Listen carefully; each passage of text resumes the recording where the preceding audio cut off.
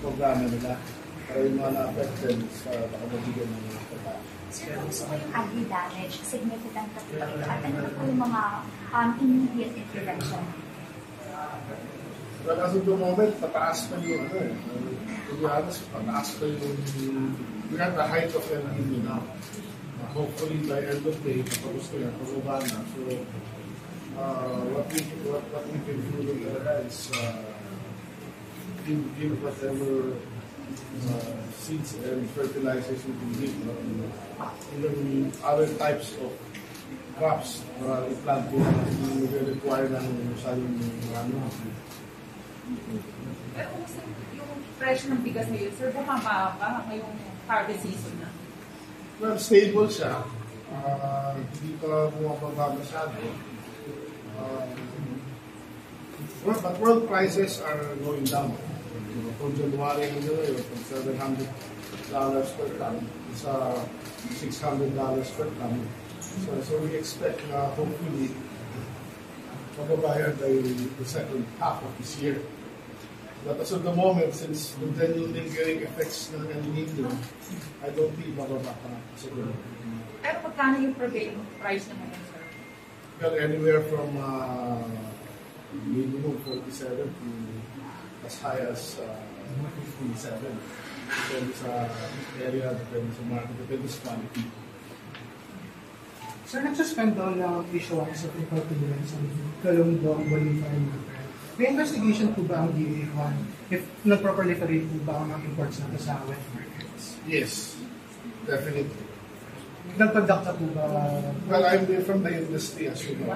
I just came in DA as of first week of November. So, technically, alam ko lahat ng nangyayari dyan.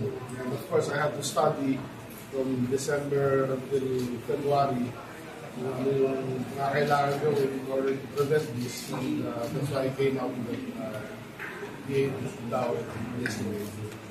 Sir, camera, sir. Well, we have an enforcement team, yes. Nire-rebuild namin yung enforcement team as of the moment. Medyo maraming pang walang official appointment kaya hindi kami makagalaw effectively. But the industry naman is helping. The aquaculture industry, the fishing, small fishermen, and to give us information and we're monitoring. But the way to deal with this is cancellation now. Galunggong, Macar and Bonito sa FAO 195. Kasi yun naman nila ito para yung fish market. Sir, paano na mas maintindihan ng public? What's so wrong kung ginabivert yung mga imported fish sa ito? Well, it's illegal. Kasi may batas tayo. Kailangan sunod yung batas. Gano'ng karami po ito, sir, yung mga nag-divert based on your info sa mga stakeholders natin? Rough estimates based on our studies, 30,000 tons per quarter. So, per quarter, sir, so as high as 120,000 a year, sir? Yeah, 3 quarters na naman ang may diversion. Okay. So, mga Kasi meron 900. tayo legal importation during post-season sa last quarter of the year. So, 90,000, sir. At least 90 to 100,000. Ano yung liver, sir, yung mga fisher food? Market lang. Both fisher folk and commercial. Sir, may lumalabas na po sa investigation so far since when pa po na may nilalaman? Matagal na. Talking about a decade. Sir, din po ba yung 15-kilometer boundary ng municipal water sa proposed amendments for fisheries? Hindi. The 15 kilometers is nasa loob ng LGU code. So, nasa purview yan ng municipal LGUs o ng mga LGUs kung papayagan o pumasok sa loob ng terminal waters. So, wala sa BA. Hindi po maglalabas po ba ng recommendation at least thinking more about it? Since contested po yung 15-kilometer. Well, ang pinag-aaralan mo ngayon na IGI is imbis na doing distance-based is based on depth. But wala pong time. Yung 7 fathoms, sir. 20 fathoms sa 20 fathoms. Malalim din. So, wala kayong magiging effect po sa prices yung pag-suspend ng imports? Kasi mas mura yung frozen food. Yes, there will be effect on prices. Dapat.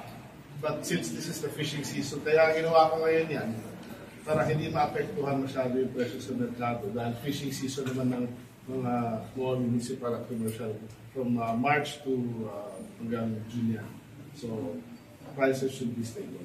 So, magkakaroon tayo ng crackdown sa mga palengke sir para masample lang yung mga nagbebenta pa rin ng mga frozen na galunggong. Alam mo, yung mga taga-palengke, wala naman kasalanan din. Sa totoo lang, ang kasalanan niya yung nagpapasok. At nagda-divert. Kawawa yung maliliit sa palengke. But they're just doing their job. They just need income. So, I don't think ang crackdown will be on the palengke level. So, saan tayo magkakaroon ng concentration sa ating campaign? Ano sa mga registered importers? May target na po ba so far kung sino-sino sila identify mo? Well, identified naman most of them. But of course, we have to do our audit. I mean, to be fair to everybody na ayaw naman natin tamaan yung legitimate naman. Diba? Meron na po ba tayong agricultural output for this market? Meron, pero hindi ko pa na-review. Totoo lang kasi ito lang late. Hindi talaga. Secretary, na lang po namin kayo na reaction doon po sa sinabi ni Agri-Representative Tina. It's about time na daw po na magkaroon ng resilient na paradigma sa mais and palay. Kasi previously, may mga research na rin. Yeah, sorry. Yes po. Reaction, sir. Paki-rephrase yung question. Ano po masasabi niyo po sa nabanggit po ni Agri-Representative Ms. William Tina it's about time na rin po na magkaroon po ng resilient na pananim about sa mais sa palay para po makasurvive po sa El Niño. Well, there are seeds and a variety of seeds being developed. Field rice, kiwi, and even sa corn nga, yung mga international strains na resilient. And actually, meron ng ilalabas ang iri from what I understand. And we're hopeful na successful yun. And then, tama. Basically, tama. Sir, sa projection po ng PSA, mas mataas yung output natin for the first quarter, 4.8 compared sa 4.78 last year. Saan po ma-attribute yun despite revenue? Whether assuming that information is correct, yet to be validated. Kasi ito yung extreme ng El Niño, dito talaga lalabas yung problema. But from, let's say, January, February, na minsan December, may dumadaan ng bagyo, wala eh. Diba? So, I think that's one of the major attributes why wala masyadong tumaas, supposedly content. Sir, but DA is still optimistic na ma-reach yung target despite this El Niño? Well, I have to be optimistic. Sir, relatedly, kasi dito sa Nueva Ecija, sa yung pagtabang dam, magiging critical level na raw end of April. So, ito yung ating rice granary. So, ano yung positive, sabi nyo positive nga, pero ano yung efforts ng NIA para nga magkaroon pa rin ng supply ng tubig ng mga magsasaka dito? Well, meron rin mga ginagawang diskarte na ginagawa rin sa ibang bansa. Yung diskarte, puro wet lang yung rice paddy na basa siya for the whole time. Yung wet and dry strategy, yung talagyan mo yung tubig, tapos tatanggalan mo, tatlingin ito, tapos bigay mo rito, tapos bigay mo. Sa ibang bansa, it is effective to actually increase production. So, lower carbon footprint. So, hindi magiging affected yung mga palay plantation dito, sir, sa Nueva Ecija? Hopefully not. Hopefully not. Sir, But of course, yung mga dulo ng ating irrigation system, doon baka may effect. Sir, balikan ko lang sa palay procurement ng NFA. Ma-approve po ba yung higher procurement price for palay? For inlet? No po. Yung binibili po ng NFA na palay sa mga magsasaka. Okay. Well, the proposal actually is to itaas siya. But as I said, I cannot ay price idea namin. Kasi yung lumalabas yung huling buying price na set, matagal na eh. Then iba na yung, tumaas na talaga lahat eh. So kailangan i-adjust din. Most likely to be approved, sir. Well, depende sa council. I'm only one in the council, so I have to give respects to the council members to make the decision.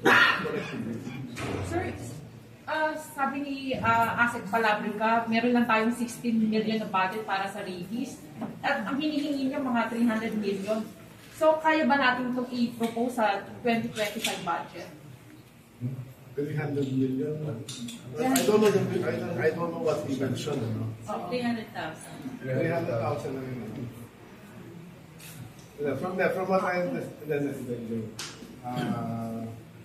well, kahapon actually, I met with some association of an NGO actually that's dealing with rabies, with our animal health people. And basically, as sinasabi na sa akin, for next year, we need 110 million pesos on the vaccine alone. Wala pa yung apply, wala pa yung syringe, wala pa yung roll-out ng program. For the vaccine alone, kailangan i-vaccinate is 22 million dogs. Yes, sir. Yung nasa akin. Yung 22 million dogs para ma-eradicate ito. Hopefully eradicate. So we need at least 110 million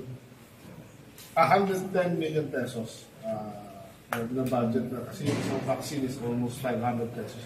So, yung magkano yung... Yung nangihingi namin sa Kongreso at sa Senado, and hopefully kung ma-approve, ma-implement natin. Sir, connected to that, baka may other areas po na aside from Marinduque nag-report ng outbreak of rabies? Meron, but mahirap sabihin para nakakaroon ng panic. But near Marinduque, sir? Hindi malayo. Luzon, Visayas, Mindanao? Mindanao. Sir, ano yung status ng BIM's implementation ng DA habang may pending na kaso po sa Supreme Court? Well, tuloy-tuloy naman. Marami naman ibang vessels na nag-i-implement. Hindi na naman na-implement so nag-file ng kaso. So, mga hindi nag-file ng kaso, tuloy-tuloy. Yung tatlo, sir, excluded po sila. As of the moment, kasi yan may pending case. Hindi na apat yata. Okay, thank you very much. Thank you. Thank you. Okay. Sir, yung NFA board meeting kahapon, sir, ano po yung update ko? NFA board? Yes. Hindi board meeting yan. Man-com meeting and basically we were just trying to get things in order. We wanted to get updated on the situation of NFA as of yesterday. Ilan na stocks, ilan na nabili, yung mga problema. So maganda yung outcome ng meeting naman. Since meron kaming NFA Council meeting next week sa April 11, I'd like not to comment now on the details as of the moment kasi ayaw ko mag-react yung mga council members. Pero ilan pa rin nakasarap, sir? 99 yung last count natin. 97. So hindi ba affected yung natin, pamumili ng NFA rights? Hindi naman. Dahil sa taas ng presyo din ng para yun, hindi ng mga traders, hindi din masyado makabili yung NFA. Mas nakaset pa yung price, buying price ng NFA.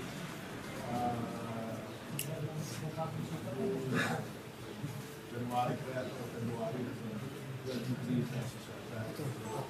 Ang presyo ngayon ng buying ng traders, anywhere from 27 right to 30.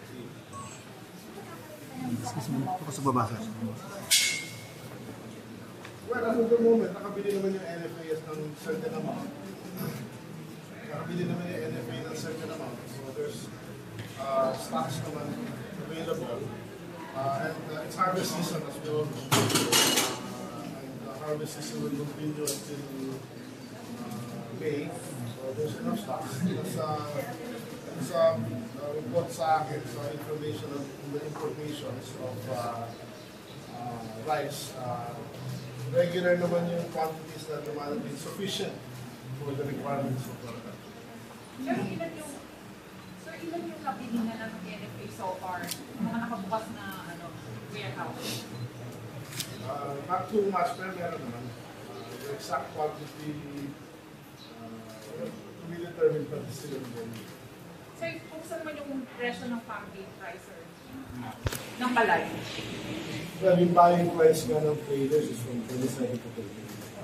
So, and then ngayon, sir, may mga farmers na mag-rally sa NFA. Humingi sila ng assistance daw dahil affected sila ng El Nino. So, ano yung mga tulong na ibinibigay ng DA at NFA mismo? Well, what we can give them is planting material and fertilizers when they plant. The major issue pa rin na ngayon is water. So we're, as we all know, because of El Nino, then meron din kaming